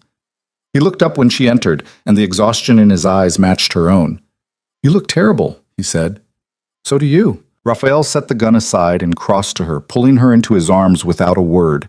Lena buried her face against his chest, breathing him in, trying to memorize everything about this moment in case it was the last one they got. "I'm scared," she whispered. "Me too." "You're not supposed to admit that." "Why not? It's true." Raphael's hand stroked through her hair. "I'm terrified this goes wrong and I never see you again. That Victor doesn't care about evidence or truth, just blood. That I'm making the wrong call and it costs everything. Then don't go." "You know I have to." "I know." Lena pulled back enough to look at him. "But I can still hate it." Raphael cupped her face in his hands, his thumbs brushing away tears she hadn't realized were falling. "If something happens to me..." "Stop. Let me finish. If something happens, Dimitri has instructions. You and Jamie are taken care of. The house is yours if you want it. Your brother's medical care is covered for life. You'll never have to worry about money or safety again. I don't want your money. I want you. I know, but I need you to hear this. I need to know you'll be okay." Lena's hands fisted in his shirt. "I won't be. If you die today, I won't be okay. So you need to not die. You need to walk into that warehouse, prove you didn't kill Constantine, and walk back out. Can you do that?" Raphael's smile was sad and fond and achingly tender. "I can try." "Try harder." He kissed her then, deep and desperate and full of everything they hadn't had time to say. Lena kissed him back with every ounce of love and fear and stubborn hope she had, trying to pour all of it into this moment because it might be all they got. When they finally broke apart, Raphael pressed his forehead to hers. "One moment at a time," he murmured. "One moment at a time," Lena echoed, her voice breaking. Dimitri appeared in the doorway. "It's time, boss." Raphael stepped back, his hands sliding away from Lena's face slowly, like he was reluctant to let go. "Stay inside. Don't leave the estate. And Lena?" "Yeah? Trust me." Then he was gone, and Lena was left standing in the empty study with her heart in her throat and nothing to do but wait. The next 6 hours were the longest of Lena's life. She tried to distract herself, sat with Jamie, attempted to read, paced the halls until her legs ached. But every minute felt like an hour, and the silence from Dimitri was deafening. At one point, Dr. Castellano gently suggested a sedative. Lena refused. She needed to be alert, needed to be ready for whatever news came, good or bad. At 12:15, her phone buzzed with a text from an unknown number. "Warehouse is clear. Meeting starting now. We'll update soon. D." Lena stared at the message, her hands trembling. Starting now. Raphael was in there with Victor, trying to prove his innocence to a man who probably didn't care about truth. 12:30 came and went, then 12:45. 1 o'clock. No updates. By 1:15, Lena was ready to steal a car and drive to Red Hook herself, consequences be damned. She was halfway to the garage when her phone buzzed again. Situation resolved. Boss is fine. Heading back now. Relief hit her so hard she had to grab the wall to stay upright. Her knees went weak, her vision blurred, and for a moment she couldn't breathe around the sob building in her chest. He was alive, he was safe, he was coming back. Lena made it to the front entrance just as the car pulled up. Raphael stepped out, looking exhausted but unharmed, and their eyes met across the driveway. Lena ran. She crashed into him hard enough that he stumbled back a step, but his arms came around her immediately, holding her tight while she shook with reaction and relief. "You're okay," she gasped. "You're really okay." "I'm okay." Raphael's voice was rough in her ear. "I promised I'd try, remember?" "What happened?" Victor looked at the evidence. "Took some convincing, but he eventually accepted I didn't kill his uncle. We're working together now to figure out who did." Lena pulled back to stare at him. "You're working with the man who wanted you dead this morning?" "Enemy of my enemy and all that. Someone set me up, and Victor wants blood as much as I want answers. We've got a temporary alliance until we find who actually pulled the trigger." "That's insane." "Welcome to my world." Raphael's smile was tired but genuine. "Come on, let's get inside. I need a drink and about 12 hours of sleep." They made it as far as the study before Lena's legs gave out, and she sank onto the couch, all the adrenaline draining away and leaving her hollow. Raphael poured 2 glasses of whiskey and handed her one. Drink. Lena drank. The burn helped center her, brought her back into her body. I thought I was going to lose you, she said quietly. You almost did. Victor had a gun on me for about 10 minutes before Dmitri convinced him to look at the security footage. Raphael settled beside her, close enough that their thighs touched. Longest 10 minutes of my life. I can't do this again. I can't sit here wondering if you're going to come back in a body bag. Lena set her glass down with shaking hands. I'm not strong enough for that. Yes, you are. You're the strongest person I know. I'm really not. I'm terrified and exhausted and way out of my depth, and the only thing keeping me from falling apart is you. She turned to face him. But I need you to understand something. I can't be with someone who treats his life like it's expendable, who walks into death traps because it's strategic. I need you to value yourself the way I value you. Raphael's expression cracked open, something raw and vulnerable bleeding through. I don't know how to do that. Then learn. Because I love you, and I'm choosing this life with you, but I can't watch you throw yourself on swords over and over. I just can't. What do you want from me, Lena? I want you to fight like you have something to lose, because you do. You have me, you have this, and that should matter enough to make you careful. Raphael was quiet for a long moment, staring at their joined hands. When he finally spoke, his voice was thick with emotion. I've spent so long believing I didn't deserve anything good that I stopped trying to protect it when I got it. I just accepted that everything I cared about would eventually be taken away. He looked up, and his eyes were bright with unshed tears. But you're right. I have something to lose now. Someone who matters more than territory or power or revenge. And I need to start acting like it. Can you do that? I don't know, but I want to try. Raphael lifted her hand to his lips, kissing her knuckles. For you, I want to try.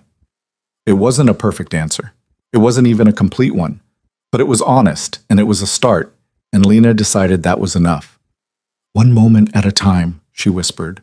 Raphael pulled her into his lap, holding her close, while she finally let herself break down, all the fear and relief pouring out in shaking sobs against his shoulder. He held her through it, murmuring reassurances in Italian and English, his hands steady and sure.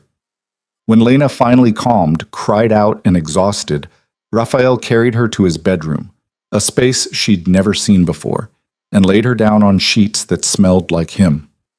Sleep, he ordered gently. I'll be right here. Promise? Promise.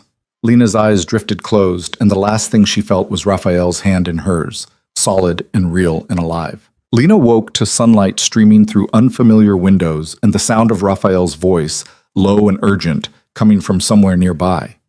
She sat up slowly, her body aching from the emotional wreckage of the previous day. Raphael's bedroom was exactly what she would have expected, minimalist, expensive, with floor-to-ceiling windows overlooking Manhattan. The bed alone was probably worth more than everything she'd owned before coming here. Raphael stood by the window with his phone pressed to his ear, tension visible in the line of his shoulders. He was still wearing yesterday's clothes, rumpled and creased, and Lena realized with a pang that he probably hadn't slept at all. I don't care what it costs, Raphael said into the phone. Find him. I want a name by tonight. A pause. No, not Dmitri. Keep him on Victor. I need someone else for this. Another pause. Then his voice dropped into something cold and dangerous. Then make them talk. I'm done being patient. He ended the call and turned, catching sight of Lena awake. The hardness in his expression melted immediately. You're up. How do you feel? Like I got hit by a truck. Lena pushed her hair out of her face. Who were you talking to? Following leads on who actually killed Konstantin. Victor's been cooperative, but his people are scared. Someone high up in his organization orchestrated this, and they're covering their tracks well. Raphael moved to sit on the edge of the bed. We'll find them. And when you do? Raphael's jaw tightened. They answer for what they did, for the chaos they caused, the lives they put at risk, for making you think I was going to die. The possessiveness in his tone should have worried her. Instead, it just made her reach for his hand. Don't do anything stupid for my sake. Too late. Everything I do now is for your sake. Raphael kissed her knuckles. That's what love does. Makes you stupid and reckless, and willing to burn the world down to keep one person safe. That's not love, that's obsession. With you, there's not much difference. Lena's heart squeezed. She tugged him closer until he was lying beside her, his head on her shoulder, and ran her fingers through his hair. He was so tense he might as well have been carved from marble. "When's the last time you slept?" she asked quietly. "Don't remember. Couple days ago, maybe." "Raphael, I can't. Every time I close my eyes, I see that warehouse. See Victor with his gun, see all the ways it could have gone wrong. See you getting hurt because I couldn't protect you." His voice cracked. "I keep thinking about what would have happened if Victor hadn't listened. If I died and left you here alone to deal with the fallout." Lena's throat tightened. "But you didn't. You're here. We're both here." "This time. What about next time? Then we handle it. Together." She made him look at her. "You don't get to carry all of this alone anymore. I'm in this with you now. That means the fear, the danger, the impossible choices, we share it. I don't want you to have to share it. You deserve better than living in constant fear." "Maybe, but I'd rather be scared with you than safe without you." Lena traced the line of his jaw. "That's my choice. You don't get to make it for me." Raphael closed his eyes, and Lena felt the shudder that went through him. When he opened them again, they were wet. "I don't know how to do this," he whispered. "How to be someone worth loving without also being someone who destroys everything he touches." You start by believing you're capable of both. That you can be dangerous and tender, ruthless and kind. That you don't have to choose between protecting your world and being human in it. Lena's hand settled over his heart. "You're not a monster, Raphael. You've just been surviving in a world that demands monstrous things, but that's not all you are." "How do you know?" "Because monsters don't fall apart at the thought of losing someone. They don't carry guilt for people who died years ago. They don't pay off a stranger's medical debt or bring her injured brother into their home or look at her like she's the only good thing in their entire life." Lena's voice went soft. "You're not a monster. You're just a man who's been hurt and scared for so long he forgot what it feels like to be anything else." Raphael made a sound that might have been a laugh or a sob, and then he was kissing her, desperate and grateful and achingly tender. Lena kissed him back, trying to pour all her certainty into him, all her stubborn belief that he could be more than the violence his world demanded. When they finally broke apart, Raphael's eyes were clear for the first time since she'd woken up. "I love you," he said. "I need you to know that. Whatever happens, whatever I have to do to end this, I love you. I know. And I love you too. Which is why you're going to sleep for at least 4 hours before you do anything else." "Lena, not negotiable. You're exhausted, you're running on fumes, and you're going to make mistakes if you don't rest." She pushed him back against the pillows. "Sleep. I'll wake you if anything urgent comes up." Raphael looked like he wanted to argue, but exhaustion won out. His eyes drifted closed, and within minutes his breathing had evened out. Lena stayed beside him, watching the tension slowly drain from his face, and let herself hope that maybe they could actually survive this. The answer came 3 days later. Lena was with Jamie in the conservatory when Dmitri appeared, his expression grim but satisfied. "We found him. Victor's second in command, a man named Alexei Volkov. He's been skimming from Konstantin's operations for years, got greedy, and decided to eliminate his boss and pin it on Raphael to cover his tracks." Lena's stomach dropped. "What happens now?" "Victor wants a meeting, him, Raphael, and Alexei. He's proposing that we handle this together, show a united front so nobody else gets ideas about challenging the arrangement." "Is that safe?" "Safer than the alternative. If we let Victor handle it alone, it looks like we're weak. If Raphael handles it alone, it looks like we're overstepping. Together sends the message that this kind of betrayal won't be tolerated by anyone." It made a brutal kind of sense, and Lena hated how quickly she was learning to think in terms of power dynamics and strategic messaging. "Where's Raphael?" "In his office. He wants to see you before the meeting." Lena found him standing by the window, staring out at the city with his hands in his pockets. He looked better than he had 3 days ago, rested, focused, the frantic edge of fear replaced by cold determination. "Dmitri told you?" he asked without turning around. "Yeah, are you going?" "I have to. This ends tonight, one way or another." Raphael finally looked at her. "Alexei's going to die. You understand that, right? There's no version of this where he walks away." Lena's breath caught. She'd known, intellectually, that Raphael's world operated by different rules, but knowing and facing it directly were two different things. Because he killed Constantine? Because he tried to start a war that would have gotten dozens of people killed, including you. Because he put a target on your back the moment he decided to frame me. Raphael's voice went cold. Because I can't let that stand. If I do, I'm weak. And weak men in my position don't survive long enough to protect the people they love. The casual way he talked about killing someone should have horrified her. Maybe it would have, 2 months ago. But Lena had learned something in the past weeks. The world wasn't black and white, and survival sometimes meant making impossible choices. I'm not going to tell you not to do it, she said quietly. That's not my place. But I need you to promise me something. Anything. Don't become the thing you hate. Don't let this world turn you into someone who kills just because he can, who solves every problem with violence. Lena moved closer. Do what you have to do tonight, but come back to me still human. Can you do that? Raphael's expression cracked. He crossed to her in 2 strides and pulled her into his arms, holding her so tight she could barely breathe. I don't deserve you, he murmured against her hair. Probably not, but you've got me anyway. Lena pulled back enough to look at him. Be careful tonight. And Raphael? Yeah? Come home. Always. But the hours after Raphael left felt endless. Lena tried to stay busy, read to Jamie, help Dr. Castellano with inventory, attempted to eat dinner, and failed. But all she could think about was Raphael in some dark room, meting out justice in ways she didn't want to imagine. Around midnight, her phone buzzed. It's done. Heading back now. R. Relief and something darker twisted in Lena's chest.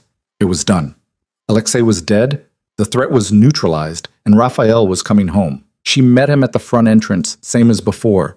But this time, when he stepped out of the car, there was blood on his shirt cuff. Lena's stomach turned, but she didn't look away.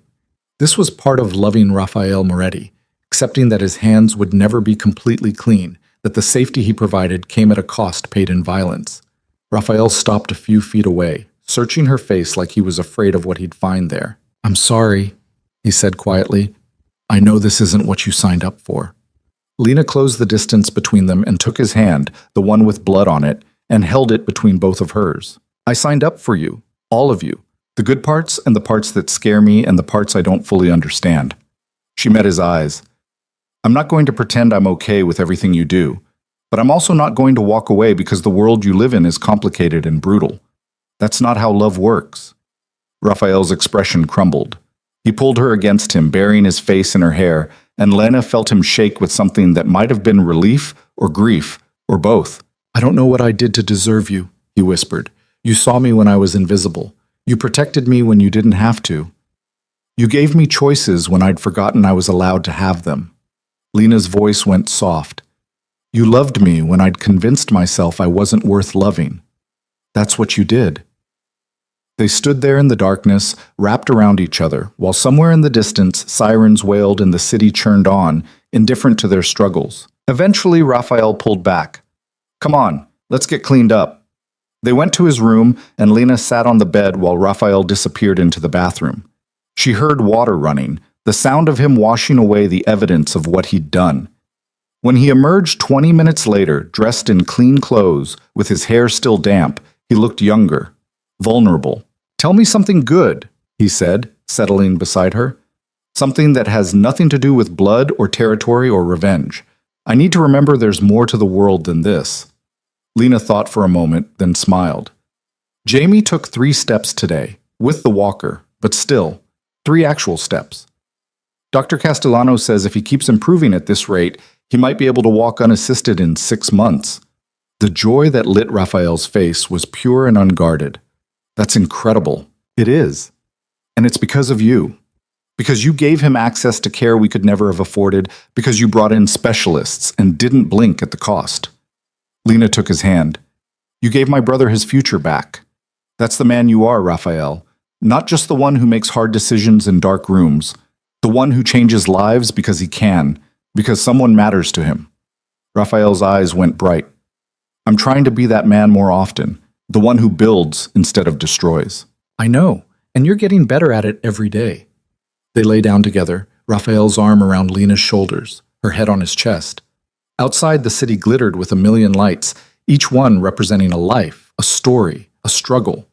And here in this room, two damaged people were learning how to love each other despite the odds. "What happens now?" Lena asked quietly. "With Victor, with the territory, with all of it? Now we rebuild. Victor and I have an understanding. We respect each other's boundaries. We communicate before making moves, and we handle internal problems before they become external ones. It's not perfect, but it's stable. And us?" Raphael's arm tightened around her. "Us, I'm hoping, is just beginning." Jam. The next 3 weeks passed in a kind of surreal peace. Victor kept his word. The territories remained stable. No new threats emerged, and Raphael's empire settled into something that resembled routine.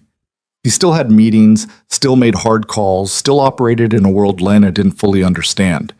But he came home to her every night, and that made the rest bearable. Jamie's progress continued. He graduated from the walker to crutches, then to walking short distances on his own. The joy on his face the first time he crossed a room without assistance made Lena cry for 20 minutes straight. "I can't believe this is real," Jamie said one afternoon, standing by the window of his room without support.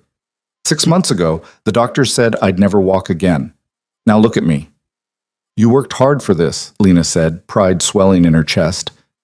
"You earned it. Raphael paid for it. He gave you the opportunity. You did the rest." She moved to stand beside him. "What are you going to do with this new lease on life?" Jamie was quiet for a moment, then said, "I want to finish school. Maybe study physical therapy. Help other people who are going through what I went through." He glanced at her. "Raphael said he'd cover tuition if I wanted to go back. Said I could live here while I study, or he'd set me up in an apartment near campus. Whatever I wanted." Lena's throat tightened. "He said that?" "Last week. He pulled me aside and told me that just because you two are together doesn't mean I'm stuck being dependent, that he wants me to have a future on my own terms." Jamie's smile was soft. "I think I misjudged him at first. He's a good man, Lena, complicated and kind of terrifying, but good where it counts." "Yeah," Lena agreed quietly. "He really is." That night she found Raphael in his study, reviewing contracts that probably involved activities she was better off not knowing about. "You told Jamie you'd pay for him to go back to school," she said from the doorway. Raphael looked up. "I did. Is that a problem?" "No, it's wonderful. I just wish you'd told me first." "Why?" "So you could argue that it's too much, that we can't accept it, that Jamie needs to earn his own way?" Raphael set down his pen. "I wanted to give him the choice without you feeling obligated to refuse on his behalf." Lena crossed to the desk and perched on the edge. "You're getting sneaky. I prefer strategic." Raphael pulled her into his lap. "He's a smart kid, Lena. He deserves the chance to build something for himself. And honestly, I like the idea of helping him. It feels like doing something good for once, instead of just managing damage." "You do good things all the time." "Name one that doesn't involve you or Jamie." Lena paused, thinking. "You employ 30 people in this household alone, all at above-market wages with benefits. You've never laid anyone off, even when business was slow. Maria told me you paid for her daughter's wedding last year when she couldn't afford it." Raphael looked uncomfortable. "That's just taking care of my people." "Exactly. You take care of people. That's what you do, even when you pretend you're just being practical." Lena cupped his face. "You're a better man than you give yourself credit for." "Only because you make me want to be." They kissed, soft and slow, and Lena let herself sink into the warmth of being wanted, being loved, being chosen by someone who'd seen all her broken pieces and decided she was worth putting back together. When they finally broke apart, Raphael rested his forehead against hers. "Move in with me," he said, officially. "Not as a guest or someone I'm protecting, but as my partner. Make this your home." Lena's heart stuttered. "Raphael, I know it's fast. I know we've only been together a couple months, but I've never been more certain of anything in my life. I want you here, with me, building something that's ours." "What about Jamie? He can stay as long as he wants, or take the apartment near campus. That's his choice. But you, I need you here. Need to wake up next to you, come home to you, build a life with you." Raphael's eyes held hers. "What do you say?" Lena thought about the apartment she'd been paying rent on, the life she'd been clinging to out of fear more than desire. Thought about what it would mean to let go of that safety net and commit fully to this strange, beautiful, terrifying relationship. "Okay," she whispered. "Yes, I'll stay." The smile that broke across Raphael's face was like dawn breaking, slow and warm and full of promise. Whoa. Moving in officially was less dramatic than Lena had expected. Most of her belongings fit in 3 boxes. She'd been living so lean for so long that there wasn't much to bring beyond clothes and a few books. Raphael cleared space in his closet without being asked, moved his things to make room for hers, and never once made her feel like she was intruding. Jamie decided to take the apartment near campus when fall semester started. He was nervous about living alone again, but excited too, and Lena was proud of him for taking the leap. "You'll visit, right?" he asked the day he moved out. "Every week," Lena promised, "and you're welcome here any time. This is still your home if you need it." "I know, but I think it's time I figured out how to stand on my own." Jamie hugged her tight. "Thank you. For everything. For keeping us alive when I couldn't help, for never giving up, for finding someone who loves you the way you deserve." Lena cried, because of course she did, and Raphael very diplomatically pretended he had urgent business elsewhere until she pulled herself together. After Jamie left, the mansion felt different, quieter, more intimate. It was just Lena and Raphael now, learning how to build a life together without the constant backdrop of crisis and danger. They fell into routines. Coffee together in the mornings before Raphael disappeared into meetings. Dinners where he told her sanitized versions of his day, and she shared stories about the online classes she'd started taking. Psychology, because she'd always been interested, and now she finally had the time and resources to pursue it. Evenings in the library or the conservatory, reading together in comfortable silence. It wasn't perfect. Raphael still had nightmares sometimes, waking up gasping and reaching for weapons that weren't there. Lena still had moments of panic where she was convinced this was all too good to be true, that it would be ripped away without warning.